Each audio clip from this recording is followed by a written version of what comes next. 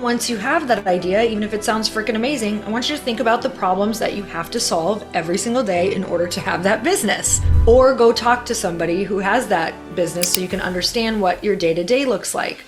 And I think for me, what we've come to the realization of, my husband and I on these walks of, sometimes we'll just be like, what did we get ourselves into? I'm like, I know what I want for myself. I know who I want to become. I know that I want to become the most strong, powerful version of myself. Be careful when you ask for that, because what happens when we say we want to be the most strong, powerful version of ourselves is we're going to get problems that we feel like we can't handle that we get to practice on. And every single day we get to practice a little bit more and more to get that backbone, to be able to have that confidence to send those emails and do those partnerships, to be able to learn how to compartmentalize and stress manage and, force ourselves to find the group of female entrepreneurs who can be our friends through all of this. Like, it's going to require you to become a different version of yourself, and that is exactly what we're asking for. So oftentimes what we find is we're wishing away the very opportunity to become the next level version of ourselves because it's next level problems, right? And I think when I realize that, it makes me reframe all of the problems at once, because I'm like, whoa, these are all here for me. This is literally what I specifically asked God for.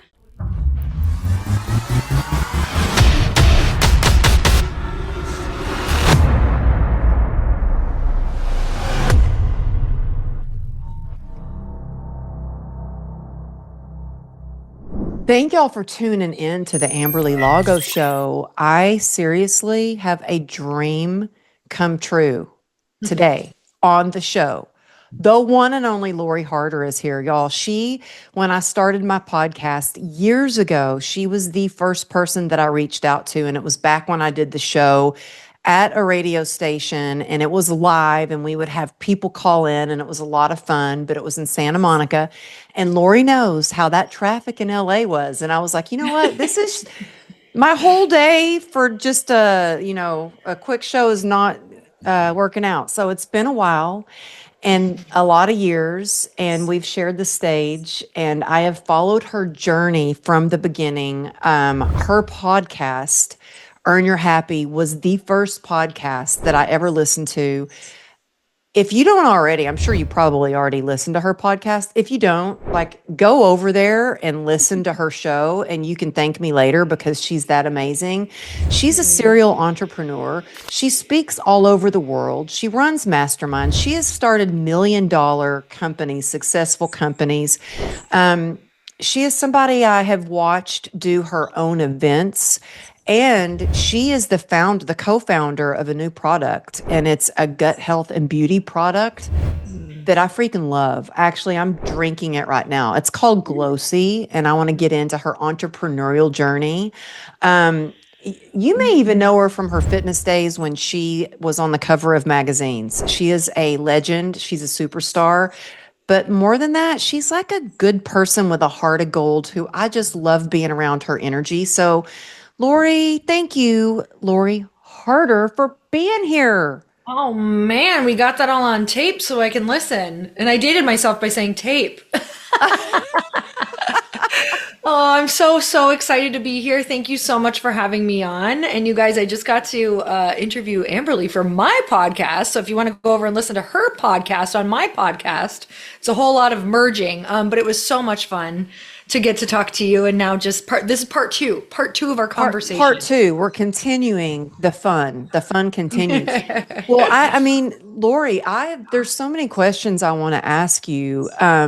First of all, just about your mindset as an entrepreneur, do you feel like being a competitor in the fitness industry and all that you did, even from your ballroom days? Like, I've seen you dance, girl. I've seen it all. I've stalked you over the years because I really admire your journey and your persistence and all your accomplishments, and how also you've been very transparent about times when you tried something and it just didn't work out. So you're like, okay, scratching that, starting over. Do you feel like your mindset as an athlete has helped you with the entrepreneurial journey that you've been on? Yes, because with fitness and with anything health, you learn the lesson of delayed gratification.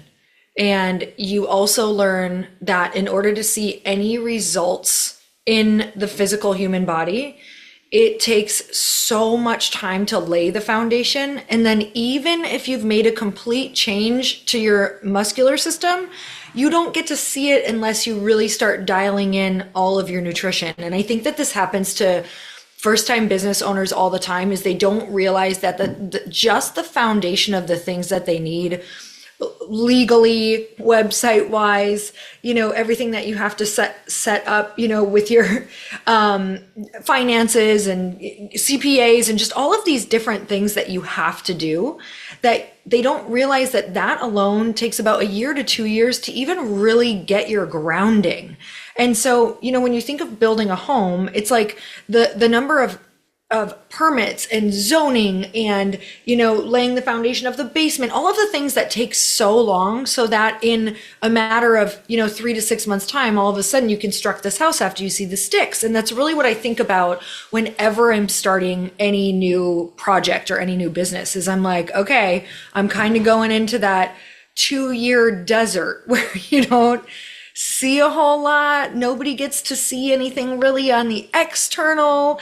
And I think what people do is they focus so much on wanting to get the pretty external things first, that they're not getting those very foundational, things that are going to make them last, things that are going to have this incredible foundation for your business to build on later, because we want to skip to the pretty parts. We want the pretty logo and the pretty Instagram and the pretty book. And we want all of these things that you can't do without putting that time in, that I had to put in the fitness industry, in your body, and then in your nutrition to actually see the results. Oh, that's so good. And, it's so true. That delayed gratification is what it takes, I think, as an entrepreneur, if you want it to be successful and sustainable.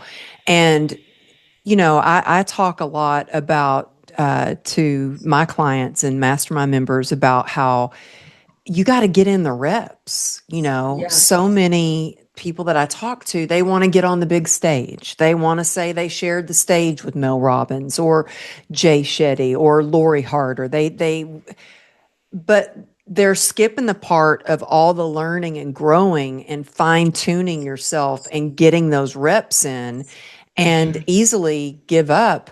What helps you to stay, inspired and creative and even motivated to keep going when it's really hard? What do you think helps you the most? That no matter how many times I quit, I'm always going to end up in the same spot wanting to do something big again. And so I might as well stick to the one thing that I'm actually moving the needle forward on, or at least that I have some reps in on already, because this has never been more real for me than it is now with this company. And my husband and I talk about this specific topic all of the time. It's, he's got a startup. He's like 2 years into a startup that's like one of the hardest points, I believe, in startup world, is just because you don't even know what it is yet. It's changing, it's morphing, it's pivoting. You don't feel confident to stand on an idea because it might pivot again. Like, you just aren't sure what's going to happen with it. And for me with Glossy, it's really like having these moments of massive struggle and just feeling like you're not getting over, the hill that you need to get over, or getting over this plateau or whatever, even though you might be.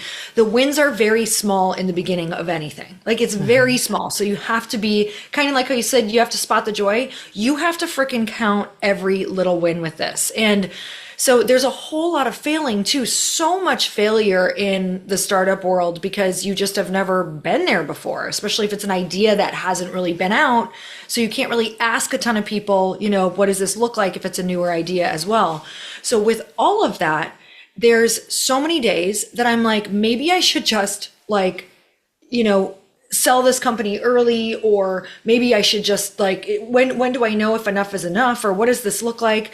And what it always comes down to is, okay, let's just paint like what would the dream scenario be? Someone comes along and they're like, okay, I'll buy out your investors. I'll buy the company just for like fire sale, right? And I'm like, okay, I'll be done with it. I won't have the stress. I won't have the pressure of the investors.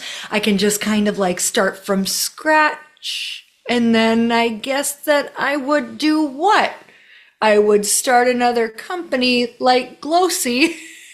I would be doing the same things all over again with the same set of problems because I love to create things. I don't know what else I would do. So, to anybody listening, sometimes when you want to throw the towel in, what happens is you're so focused in the present moment, which is important. That's great. And we are so focused, let's not even say in the moment, you're so focused in the present problems that what you need to do is project out and look at, okay, when we take on these businesses and when we say we want to be business owners, what we really say is now we just want to solve a whole bunch of our own problems rather than someone else's. That's it. Because every day is a problem. And often if you don't have problems, you probably don't have a business because you got into the business to start a problem. But what I want you to do is project out to the future. Okay, let's say you get rid of this business. Like somehow you're able to just kind of like be through this point, say, I don't really want to do this anymore. Maybe you decide to quit it. And all of a sudden, I want you to be on the other side of that where it's clear, where you don't have the pressures of it. You don't feel stressed out. You're just kind of like, okay, I get this whole new world of starting from the beginning. I want you to really allow yourself to think, what would I do? What would I create? What would I be, what would I want to put out into the world? And then once you have that idea, even if it sounds freaking amazing, I want you to think about the problems that you have to solve every single day in order to have that business. Or go talk to somebody who has that business so you can understand what your day-to-day looks like. And I think for me, what we've come to the realization of, my husband and I on these walks of sometimes we'll just be like, what did we get ourselves into? I'm like, I know what I want for myself. I know who I want to become. I know that I want to become the most strong, powerful version of myself. Be careful when you ask for that, because what happens when we say we want to be the most strong, powerful version of ourselves is we're going to get problems that we feel like we can't handle that we get to practice on. And every single day we get to practice a little bit more and more to get that backbone, to be able to have that confidence to send those emails and do those partnerships, to be able to learn how to compartmentalize and stress manage and, force ourselves to find the group of female entrepreneurs who can be our friends through all of this. Like, it's going to require you to become a different version of yourself. And that is exactly what we're asking for. So oftentimes what we find is we're wishing away the very opportunity to become the next level version of ourselves because it's next level problems, right? And I think when I realize that, it makes me reframe all of the problems at once because I'm like, whoa, these are all here for me. This is literally what I specifically asked God for. And Amberly, you know this, you're a fitness person. It's like when people would show up to you as a client and say, okay, I want that body. Oh, they show you pictures, right, of a girl who's got these muscles or a six pack. They're like, I want to look like this. And you're like, okay, we're going to go over to the weights and I'm going to show you the weights and the weight of that weight that you need to be lifting in order to do that. And it would be like having them look at those weights and go, oh, hell no. I'm not lifting that. I'm not lifting that. I'm not doing 30-pound dumbbells while I do lunges in each hand. No way. And you're like, but didn't you just tell me that you wanted this body? And you're like, this is actually the way. This heavy weight, this big problem, this thing that feels like it's like pulling you down, like you can't lift it, you can't carry it anymore, you can't do one more lunge with these 30s in your hands. That's what got her there. So we can't curse the thing away that's trying to get us to our goal. That is such a good analogy. I love that. And I also would add to that, like I had clients that would say, well, I don't know. I mean, I'm eating super healthy and it's just not working. And I was like, oh, really? Because I saw what you posted for dinner. You posted your dinner on Facebook and it was a big like beer schooner thing of beer, a steak and mashed potatoes. And that's not on the plan that we talked about. So I think as an entrepreneur, it sometimes takes sacrifice, Yes. sacrifice and doing what's really important, knowing what is really important and staying laser focused. And a lot of times I don't think that people are ready to sacrifice or ready to really do the hard work. And I'm like, you got to get in your reps.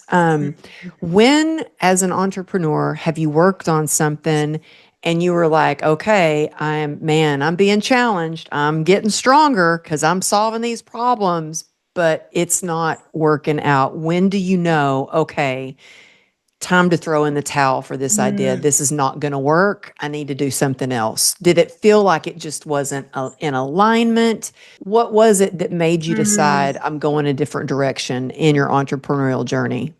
There's been multiple facets of this, but I'll talk about one where like I really was like, is this, I feel like I'm trying everything, but it's not working. And that was when I was pivoting from light pink, which was the non-alcoholic rosé, and then the wine spritzer. So it was the combo of the two. I remember that. I was following, it was following that amazing, and then journey, it was just brutal. like, I mean, Amazing and then brutal. And for anybody listening, I had raised $2 million from 54 female investors, and a lot of those investors were really close friends or mentors. So I was like very, very connected to them.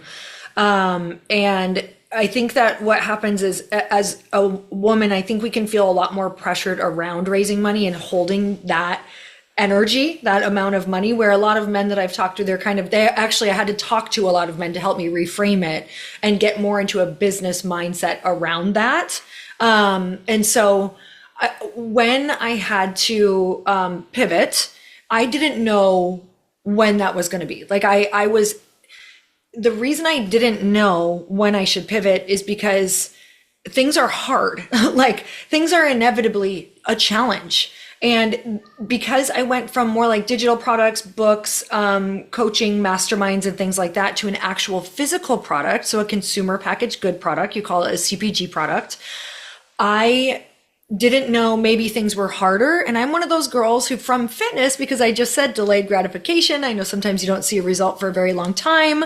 Like I was at this for a year and a half trying to get this product out to market.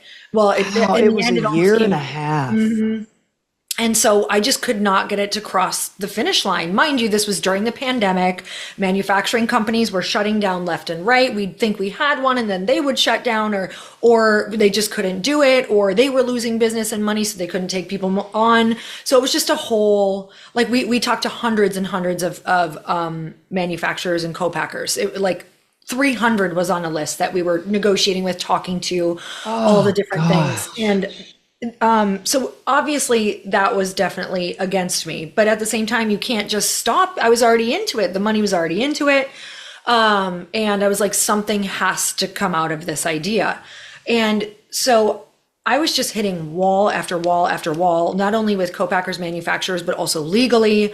And then I was watching my margins slip because during the pandemic, like all the costs of goods were going up, and something called minimum order quantity was going up, which is, where before, if I had a particular lid for the can that I had wanted, and I could order, let's just say minimum order quantity of that particular thing at the time was maybe 200,000, it went up to 1 million overnight, which means, oh my gosh. So it was knocking startups out of the game. This is why you saw so many things just die during that time. It was a domino effect of all of these things where it was like, we can't, the manufacturers didn't even want to work with a startup, because what happens if they're left with all of your product because you don't have enough cash on your runway to help get that through the door, like to sell it. So they would be stuck with all of these people's product and they would have to pay for the disposal of it. So they stopped taking startups. Like it was literally the world's largest learning lesson of my life. I wouldn't wish it upon anyone, and I wouldn't take it away from my lesson, because even though it was brutal and the worst, hardest thing I've ever had to go through, like business wise and financially, how that felt, it has now made me, I asked to be a smart, strong, powerful businesswoman. I now feel that way after going through that, or at least I feel like I've learned a lot. And I have a beautiful backbone, and I feel like I can withstand a lot, and my risk tolerance is a lot higher. My stress tolerance is a lot higher. I've really had to learn how to compartmentalize business and also friendships and my worthiness and who I am, because it shook me to my core, like on a foundational level. It made me second guess my who I am, my character. Will people trust me if I lose this money, or am I going to lose everything? Will they ever want to work with me again? I'm a failure. I can't believe I did this to with my mentors, my friends. Like, it's brutal. So during that pivot time, it wasn't just about when do I pivot? It was the pressure of, what is this looking like? What are they going to think? I don't have the next idea, like all of these different things. So to come back to your question of like, when do you know? This is when it's so important. And I know you and me are like so unified on this. You have to have a group of entrepreneur friends who can look at it from an outside perspective. And there was a little bit of shame involved for me. So I probably asked 1 to 2 months later than I should have asked, probably 2 months later. Fine, that's great. In the startup world, you lose money every single month. So you need to move quickly. When you don't know what your move should be, you should go and have somebody who has been in a similar situation or has a successful business and go show them everything. Where I went wrong was that I ended up asking those mentors to be a part of it. So instead of me asking them for help, what happened is I felt shameful, like I should know what I'm doing, and I waited to ask them. So ask faster when you don't, when you're not sure what to do, when you feel like you're in a bad spot, when you feel like you're making bad decisions, when you feel like you're under pressure and you're losing money.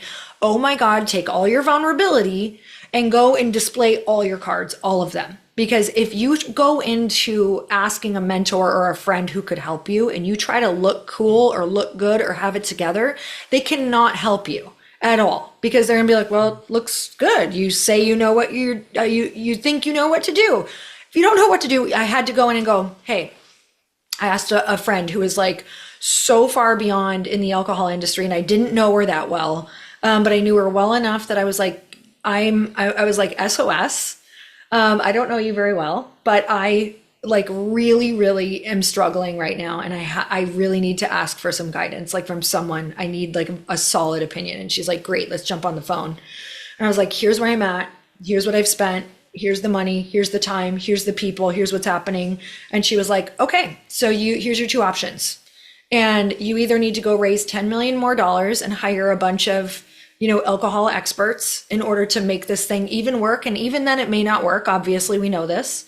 Or you can take your skill set and, you know how to market this, you know how to market that. You're into beauty. You love supplements. It's what you've sold before. It's what you did so well on. You have this audience. You have these people. You have this, like, I'm like, oh, okay. She's like, or you could take that. You can take the rest of the money and you can just quickly pivot like everybody else does. And I was like, pivoting is an option. And she's like, do you know how many ideas are not like the idea that you see is not what it started as? And I was like, really? And she just started just showing me everything. Like, this company was this was this has changed 3 times. This has changed 5 times. She's like, the idea that you sell is not usually even the idea you launch with. And I was like, if I would have just had somebody sit me down and say this, do you know how much stress, anxiety, depression, pressure, panic attacks, alcohol binges, like that would have saved me? And I think that, for anyone listening, it's like, suck it up.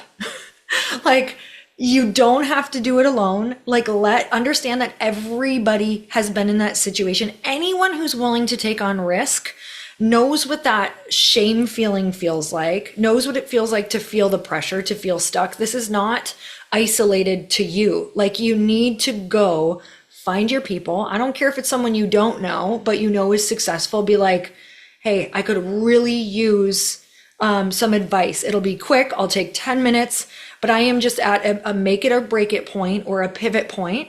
Could I please get some advice? And I promise you someone will get on with you, because if someone approached me like that and they were very concise, they said, this will take 10 minutes or 20 minutes of your time, but it's a pivotal point. I've put this much time in, this much work in.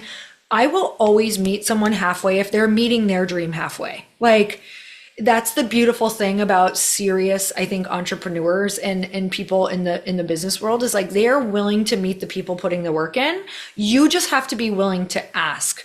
So on that particular journey, I didn't know exactly when to pivot. I just knew, like, I don't think I can sustain this. I need to go ask someone if I should pivot. And so from there, I got more opinions, more ideas, all the things. And I was like, my God, like, it just was so clear when she said that because she knew, like she already knew the path. So it made my decision much easier. Yeah, and I honestly, when you did pivot and you did this beauty gut health drink that, by the way, tastes so good, like I love that it's not some like super, super sweet, overly flavored supplement that so many products out there are.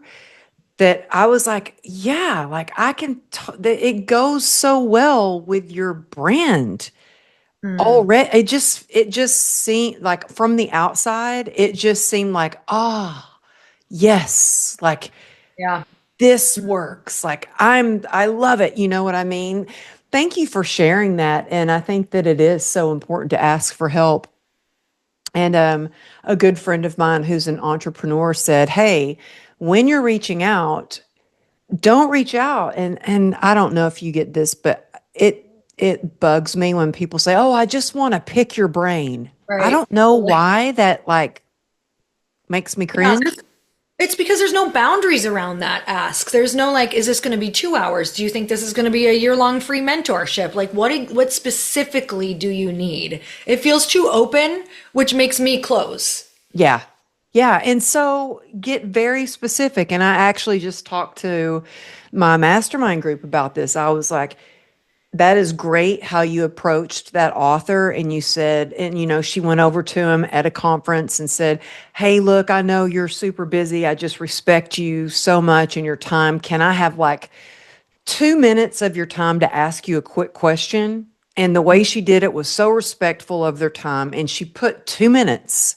And because of that, he ended up not only spending 10 minutes with her, but then ended up gathering everybody at a table and giving everybody advice around the table. So it's all how you approach it, and asking for help really matters. And you've done so many events. I mean, spoken at so many different events, but you do your own events that are like gorgeous and stunning, and the way you show up and everything you do is just, it's like so classy, so like I love it. And I just remember years ago, gosh, I don't even remember how long ago, but I was listening to your one of your podcast episodes. It had to be before COVID because I was planning on going to your event when COVID happened. And it happened, I think it was like a month before your event or something like that.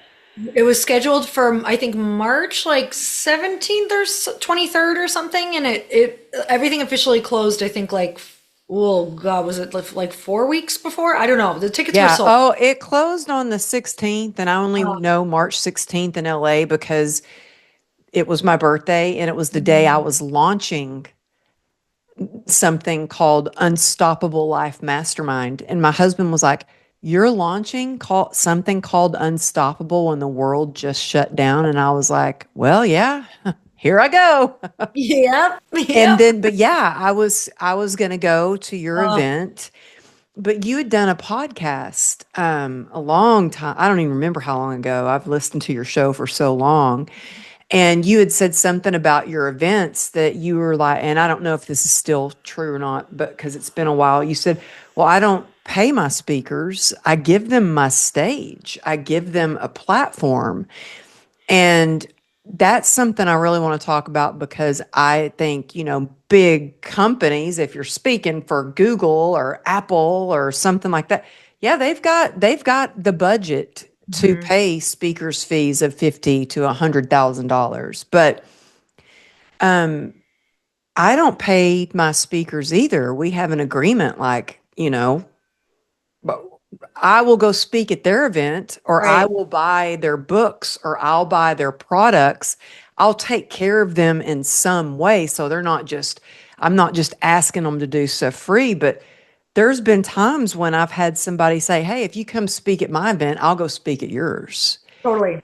And I don't think, like, I look at that, I look at it as it's such a great opportunity to get to be on that person's stage. That's Mhm. huge. And the opportunities that you can get from being on that stage, from, I spoke at a friend's event for free like 4 months ago. From that event, I booked two paid speaking events from that one speaking event. And Hmm. so I don't want people to see events and think, oh, I just got to make a lot of money. It's like, look at the opportunity that is in that. Hmm. And what made me think of this is when you're talking about the lessons that you have learned, boy, since 2021, having this will be my next, and April will be my fifth Unstoppable event. Hmm. Boy, I made some mistakes that I will never make again. Like room blocks, Oh, gallons of coffee that I'd said, no, just coffee in the morning. And my assistant at the time was like, keep the coffee coming. And it yeah, was thousands and thousands of thousands of dollars. dollars later. Hmm. Yeah. Or bottles of water for every attendee. And all of a sudden I was like, what are these beautiful glass bottles doing everywhere, getting refreshed all day? Oh my gosh, we just had one where the one of the events you're talking about, the dinner series, somehow like super upgraded bottles of red wine went out for dinner and it was like an extra $30,000. No, Lori. I'm not kidding you. It was insane. So, yeah, this stuff happens all of the time. Like you just, and it's still like we negotiated it down. But I was like, how did that even happen? Like we don't actually know. So, yeah, it's like all these little things with events. So you can be in it for years and we have most all of it down, but there's still going to be things. The thing about events, and I know you know this too, like you really have to ask people who have done it before. Maybe, if it's going to be your living as well, like get an event planner that you work with who frequently knows what to look for and what to audit. This is like any business. But then also like, turnover at hotels for the event people who run the event side is like we've seen new people every single year in some hotels where we're like, whoa, the turnover's crazy. So it's the communication with all of the people as well. So I guess like anything in business, it's like being prepared to know anything can happen and you got to double check everything. And you also have to know like, okay, well, that was a lesson. Like that's a really big lesson for us. Yeah. I wish that I had asked more in the very beginning. I remember it was my very first event, and the assistant I had at the time, I was like, well, you just handle the hotel stuff, and I'm handling all this stuff. And she did the room block for 15. I don't know how it happened where she did 15 extra rooms that I wasn't counting on. And so I found out at like 6 o'clock on a Friday night that I had 15 rooms times three to fill, or the hotel would automatically charge me for those rooms. And between 6 o'clock at night and noon the next day, I had all those rooms filled. I had people from California flying to Texas. I was like, look, you can just come to this event for free. I just need you to stay in the hotel because I would have rather given them the event for free and fed them than be paying for an empty hotel room. Brilliant. Brilliant. And this is what people don't see is all of those DMs. Like I can't tell you the amount of DMs like that I have sent when you do an event to get butts and seats. Like it's crazy. And I think that some people are like, "Oh my God, this happened and it was a failure." And I'm like, or I can't fill it. I'm like, were you up for 24 hours trying to fill it? Like these are the things you have to go through. You just hustle. Like you work like you've never worked before and it's happening to everyone. And it's not fun. It's not fun at all, but you learn the lessons and hopefully it makes the next one a little easier. Yes, for sure. And you know what? Getting butts and seats it's sometimes hard. It is, they are direct messages. And a valuable lesson that I learned is you can't depend on other speakers to get butts and seats for you. It's up Absolutely to not. you to get butts and seats. It doesn't matter who you're going to have at your event because they probably aren't sharing about your event, but Right. also that fear of, oh my gosh, what if no one shows up? Even Mel Robbins, I heard her being interviewed, and she said the main reason that she hasn't had her own event. Mel Robbins, by the way, is she was afraid that no one would show up. I'm like, Mel, I think they would show up. Now that was a long time ago, but yeah, I But think it they would. does take work. Like, and here's the thing, you also don't know what's going on in the world, where you host it, what month. Like, we've had events that fill right away, and then we've had events that we have had to work for every single person in that room. And it doesn't matter if we were like, at the beginning of our career or even last year, like there were some of those events that filled right away, and some I was like, what is going on? And so you can't count on, you really can't count on anything. You have to always be up for the job of filling whatever you decide. So it's just, I don't think that ever goes away and you hit a stride where you're like, I'm just going to fill events forever. Because then I hear of people who, have sold out. Like, I'm thinking of someone in particular who I won't say, but like sold out events frequently, but then took a little break and then had a lot of trouble filling events again. And it's like, you should be able to take a life break and be able to fill Yeah. them again. But that's just how life is. You kind of have to like, keep that boat in motion, or you're going to have to do that work all over again. Yeah, and I just saw that a friend of ours is having a tour and filling stadiums. I'm like, okay, if they can fill a stadium, then I'm going to be able to fill this hotel room, this conference room. I'm going to do. Yeah. Okay, but this is interesting because whenever people see things, I always want to say, we never know what the budget is for ads. And Exactly. yes. So when you look at a lot of these, events that are filling and you're seeing them get full, a lot of times there is a budget involved. And it's, you're not just going to go fill a stadium. Or I've seen a lot of people who their first time with events, they're like, I'm going to get this 500-person theater or 1,000-person theater. And I'm like, just start small, start with 50, Yeah. then do 100.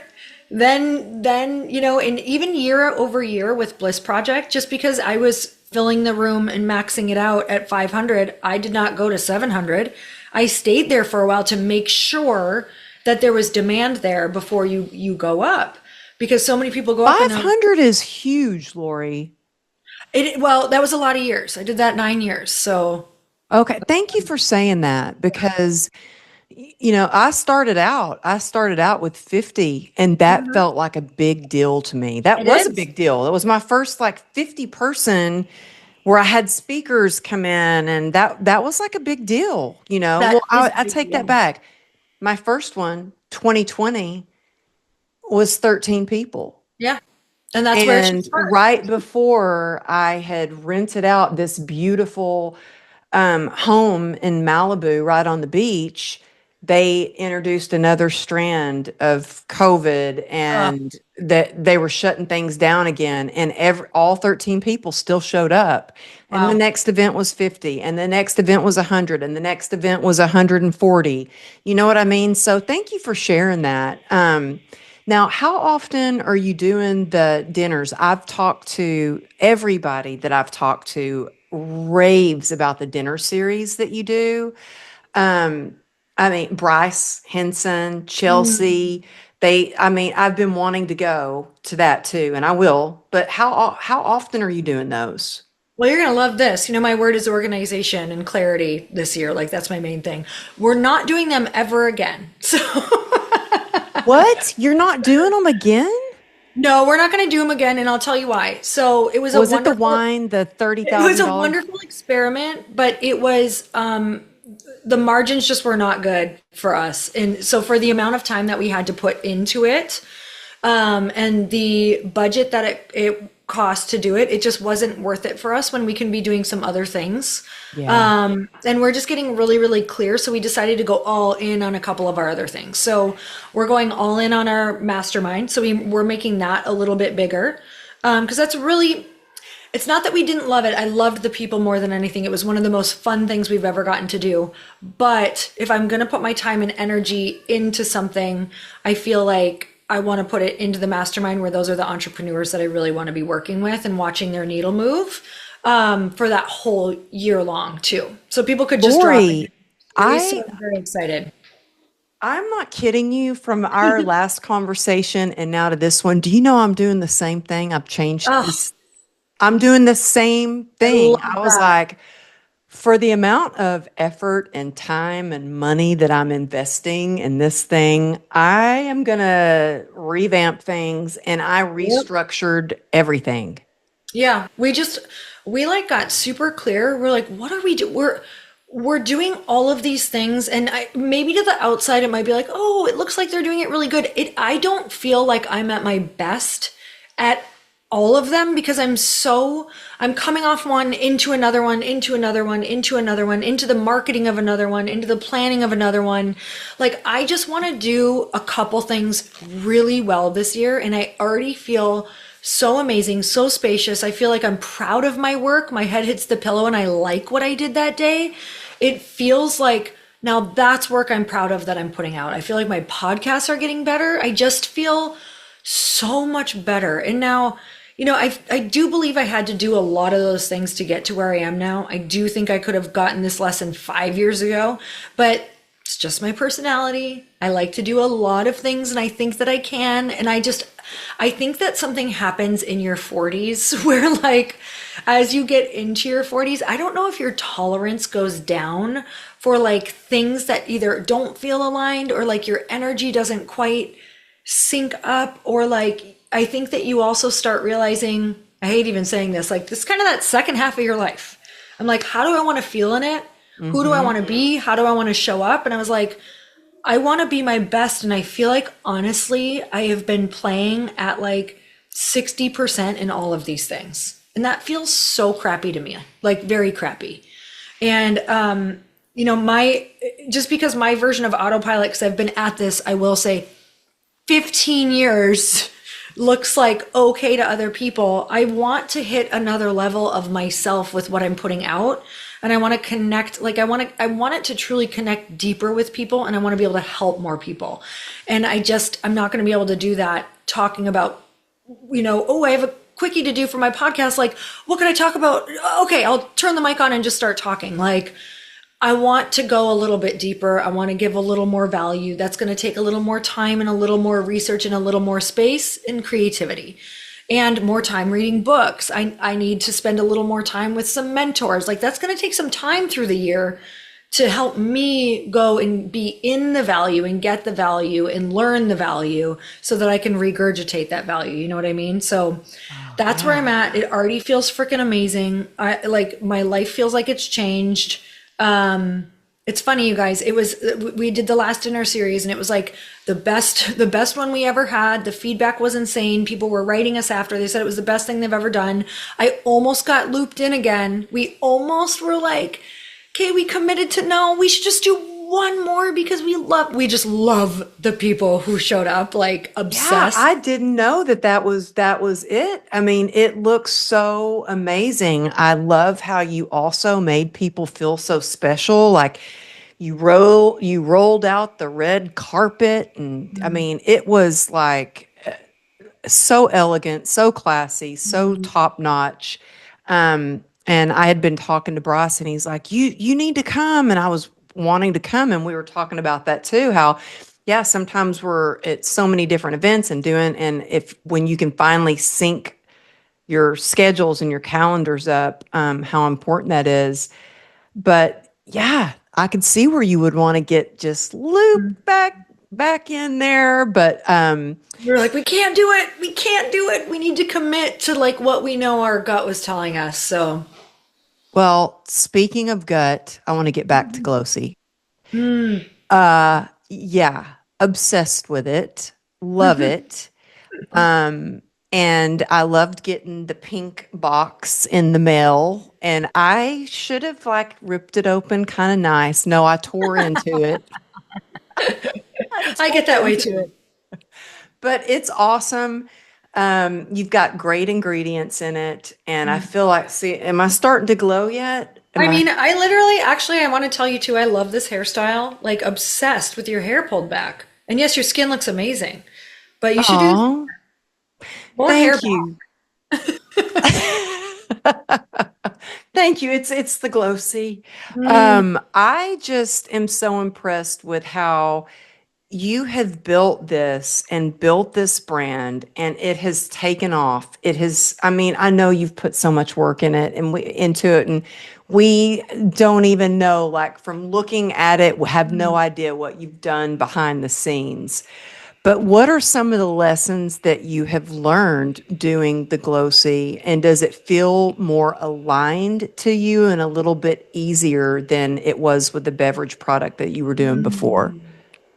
It definitely feels easier than the beverage product because beverage is one of the toughest categories to be in because you're just dealing with so many different, you're dealing with shelf life, you're dealing with the weight of a liquid for shipping, which is so expensive. You're dealing with a drink that already has low margins, but really high costs to get to the customer.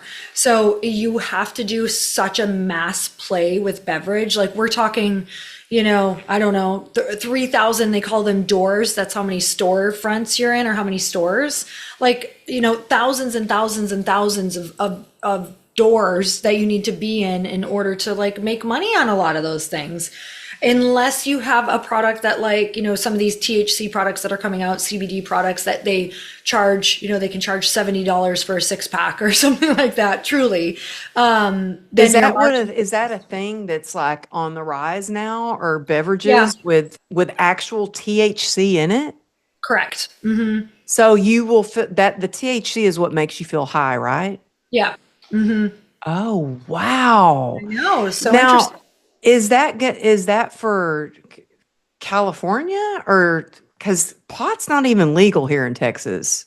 Yeah, I'm not sure how they're all getting around it. There are companies who are figuring it out, but they don't deliver in every state. So I was gonna say, like, when living in California for 31 years, I was just used to the smell of weed outside the gym, like going down the street, like all the time. In Texas, I forgot it's not legal here, so you don't really smell it. yeah, it's so interesting. I know you get used to those things, but that's one of the things that you have to, that you have to think about is I like totally forgot your question. Oh, well, I was just saying, does it feel more aligned? I've Oh, actually heard that the alcohol industry is one of the hardest ones to break into. And you think about the weight of a liquid, that's a lot. yeah. I think that I thought because of so this is where like naivety is so incredibly awesome to get yourself started because you're just like, no one can tell me that I can't do Ignorance is it and I need to do bliss. it. Okay, that's great that you actually need that, but you actually do need to talk to multiple people if you haven't been in that category before. This is what I wish I would have done. I just assumed that since I saw a couple people doing it, like there was a girl that I was watching in particular that didn't have the online background that I had. So I was like, okay, that's a one up. I like understand how to sell things online. She didn't have that at all. And so I was watching this one girl who, from the outside, appeared extremely successful. And I didn't really bother to super dig into it because it looked very successful. And I heard she was successful and she was starting to get on all these big podcasts. And then there was one other company that came up and they started to be very successful. And I would listen to the founders on the podcast and I'm like, okay, proof, right? That's what we look for, proof. I never I did try to DM them, but they didn't DM me back. One of them did, but it kind of fell off. I did try to DMing her like multiple times, but she didn't respond back. I'm like, do they know who you are, Lori Well, come to Harder? find out, they were both struggling. So it's kind of like you don't know what you don't know. And so Yeah. I go down this path and I get a bit of an insider's look from somebody who had actually worked for one of the companies and it was not good. And I was like, oh my gosh. So I started down this path because I thought this was possible. I didn't bother to dig in as much as I probably should have, even though I did try, but they didn't respond. And I don't know to what extent you actually are going to always get answers from certain things. But if I would have gotten an insider's look even more, I wouldn't have done, alcohol and liquid because it is one of the hardest, most regulated.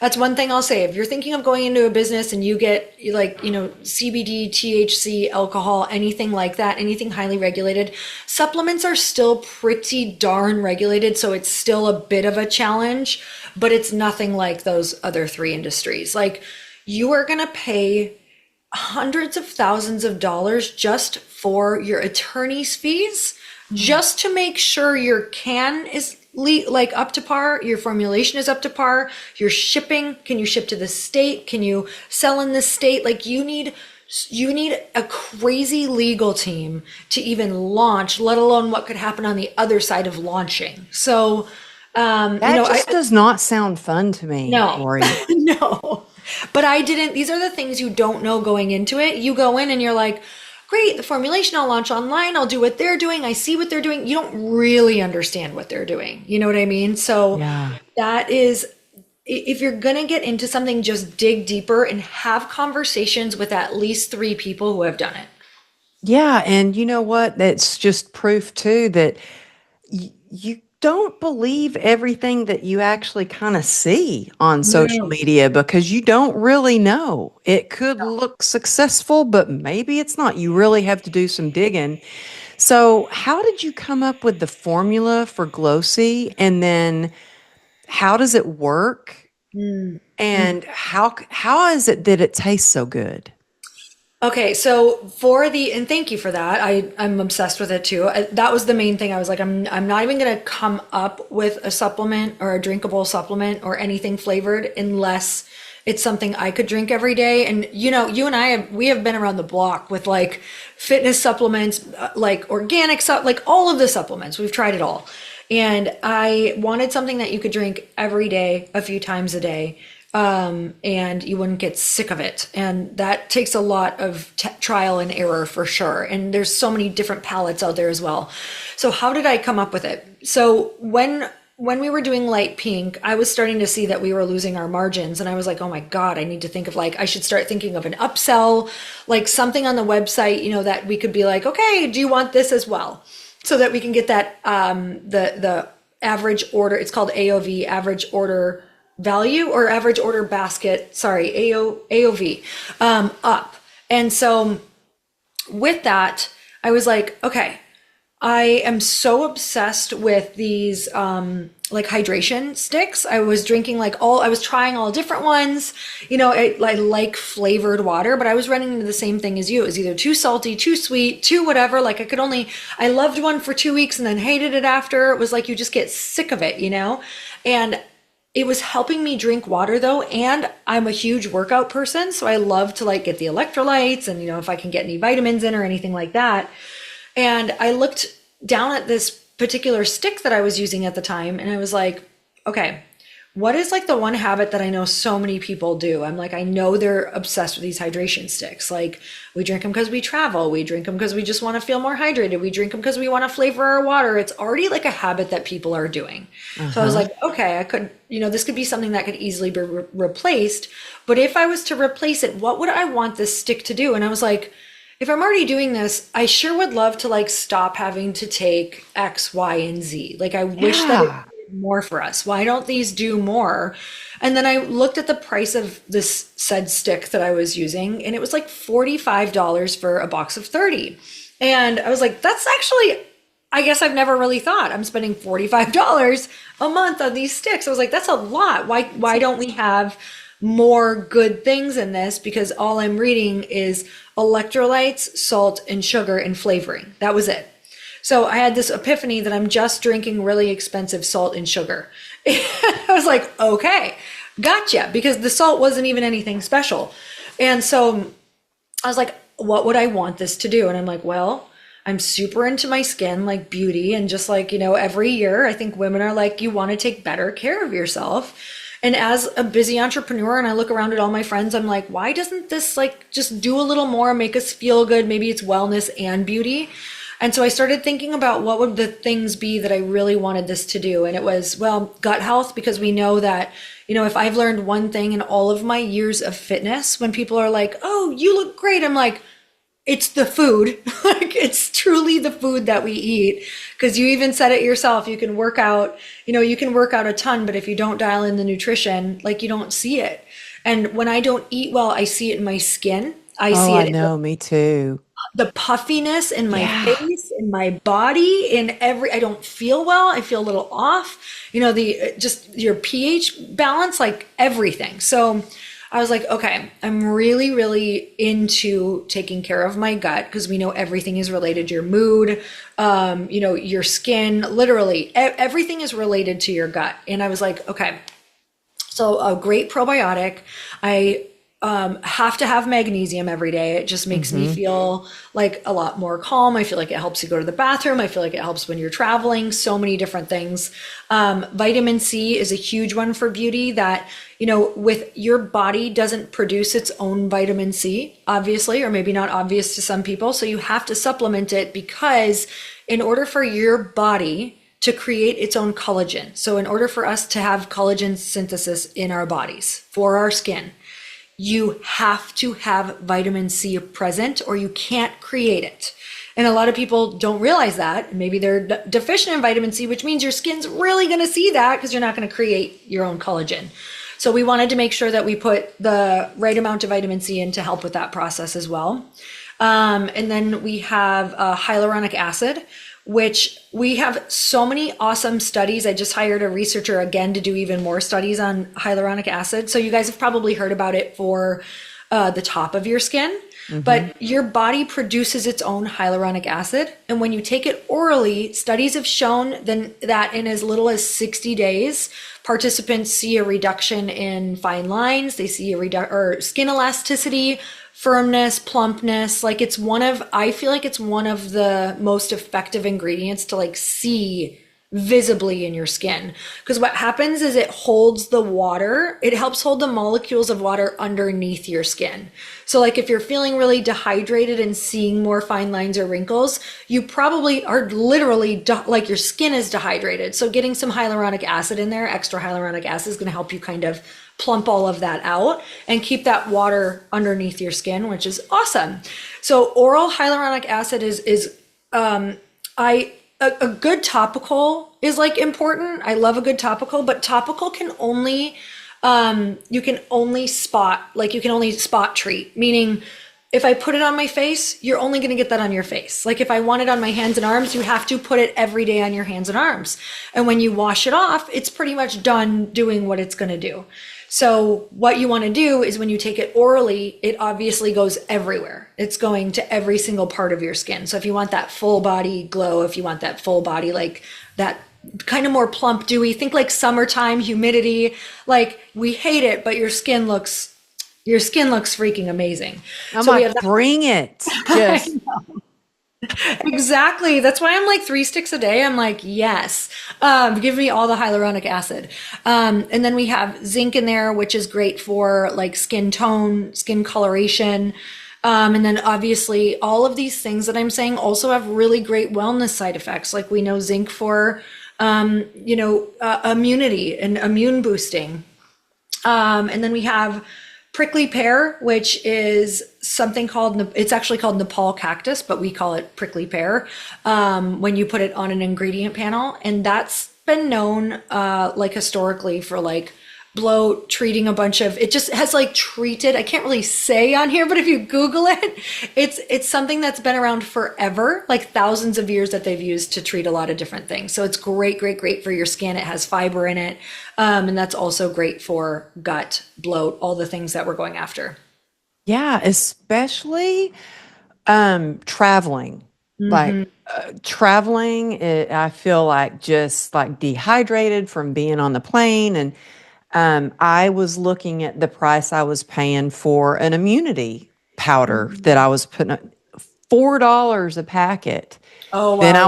I was doing the electrolyte packet. Then I was doing the gut health packet. Then I was doing the energy packet. And it's like, why would I do all of that if I can get everything into one I thing that know. actually tastes good? And so, yeah, I've been two a day. But tell people how they can get it because, and this is the best thing I think, Lori, is that you have it as a subscription, because I know for me, if I don't have it as a subscription, I'll forget, then I run out, then I don't have it, then, if Mhm. you're going to make a commitment, it's like if you're going to, you decide you're going to start working out. Do you just go to the gym and pay for one time each time you go to the gym, or do you get a subscription to the gym because you're committed, you're going to the gym? That's why I think it's awesome that you have like a subscription base, but you also have it where people can just buy it and try it. Tell Mhm. people how they can find out more about it and how they can taste it and order it and subscribe to it. Oh, well, I'm so excited, first of all, because we were able to lower our prices recently. I don't know if you saw that, because now that we have a good customer base, we can order more, which I told you a little bit about the minimum order quantities. The more you order, the more cost can go down. We've worked with a couple different suppliers to really help us. So we went from $79 a month to $59 a month, which is so exciting. And I would love to gift your people a 25% off coupon with code HAPPY. So 25% off of that 59 if you guys sign up for subscription, but you can go to getglossy, GETGLOCI.com, and use code HAPPY for 25% off. And, you asked about flavor. Truly, when we were doing it, because I learned so much about working with the flavor people when I was formulating the beverage. And I literally took, like, we went and I feel like I took like 2-day classes on what makes a good flavor, what makes people come back, what kind of palettes, all the different things. So I had that under my belt. And I knew that the really pungent flavors are, people get hooked on them quickly, but they quit them quickly. And so I wanted something that tasted really real, really natural, because I also know my customer, my ideal customer is interested in health. They are probably working on eating better. So like more of those natural flavors. And I wanted it to be as natural as freaking possible. So, we use like essence from lemon. We use monk fruit to sweeten it. So it's not that super sweet stevia. We just use things that, like, if there was an ingredient in there that we just couldn't get around the flavor because it was going to be terrible, we took it out and found something else that would do the same thing, but didn't have something we had to cover up. Yeah, well, and when you order, do you get this cool bottle when you order a subscription? You do right now, but it's going to be for a limited time. So you probably get it for the next couple months. So you better order it now. Use that 20, did you say 25? Yes, we're doing a 25% off coupon for your people. That is so generous. Thank you so You're much, welcome. Lori. You're amazing. I have always admired you, all that you do, all that you build. You're just such an inspiration to me. And I love the Glossy, and I'm so glad I can get it in one packet now. Like the I'm so hydration, the happy. zinc, the You were all my of it. ideal. You were the Yeah. person I was thinking of when I was creating this product. I'm like, who is going to appreciate and love that they have this? I'm all about the puffy, like glowy skin. Yes. Yes. Well, you look amazing. So thank you. And you guys, if you're out for a run or you're driving, I will have those links in the show notes so you can easily find those. Lori, thank you so much for being on the show. Like I said, this is a dream come true. You were the first person that I thought of years ago, and it's finally happened. So thank you. You're welcome. Thank you so much. This was so fun. And thank you too for coming on my show. Thank Yeah. you. Yeah, So, y'all got to head over to Earn Your Happy and listen to that one. yes. And I just appreciate y'all tuning in. It's because of you being here and subscribing to the show and sharing it that it's made it a top 1% podcast. So thank you so much. And we will see you next week.